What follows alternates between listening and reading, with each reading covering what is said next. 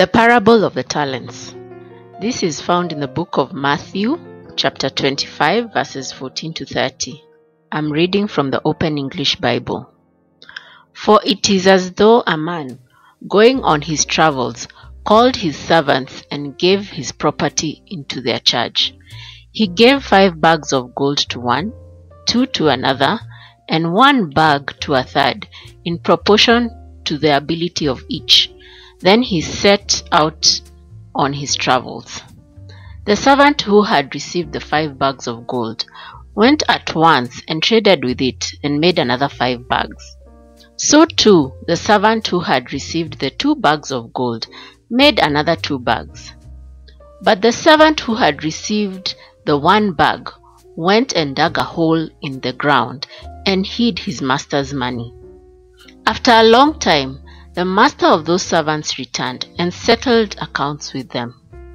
The servant who had received the 5 bags of gold came up and brought 5 bags more. "Sir," he said, "you entrusted me with 5 bags of gold. Look, I have made another 5 bags."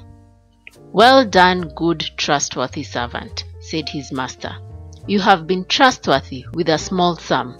Now I will place a large one in your hands. Come and share your master's joy." Then the one who had received the 2 bags of gold came up and said, "Sir, you entrusted me with 2 bags of gold. Look, I have made another 2. "Well done, good, trustworthy servant," said his master. "You have been trustworthy with a small sum. Now I will place a large one in your hands. Come and share your master's joy." The man who had received the single bag of gold came up too and said, "Sir, I knew that you are a hard man. You reap where you have not sown, and gather up where you have not winnowed. And in my fear, I went and hid your money in the ground. Look, here is what belongs to you." "You lazy, worthless servant," was his master's reply. "You knew that I reap where I have not sown, and gather up where I have not winnowed. Then you ought to have placed my money in the hands of bankers, and I, on my return, should have received my money with interest. Therefore," he continued, "take away from him the 1 bag of gold and give it to the one who has 10 bags. For to him who has, more will be given, and he will have abundance. But as for him who has nothing, even what he has will be taken away from him. As for the useless servant, put him out into the darkness outside, where there will be weeping and grinding of teeth." What lessons do we learn from the parable of the talents? The master in this story entrusted something valuable to each of his 3 servants. Each of the servants had been given varying value, some more than others, but valuable nevertheless.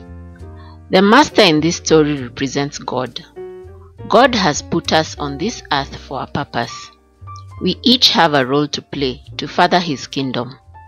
The first 2 servants multiplied what the master gave them, while the third hid his talent. What talent has God blessed you with? Can you sing? Are you outgoing and can easily talk and befriend people?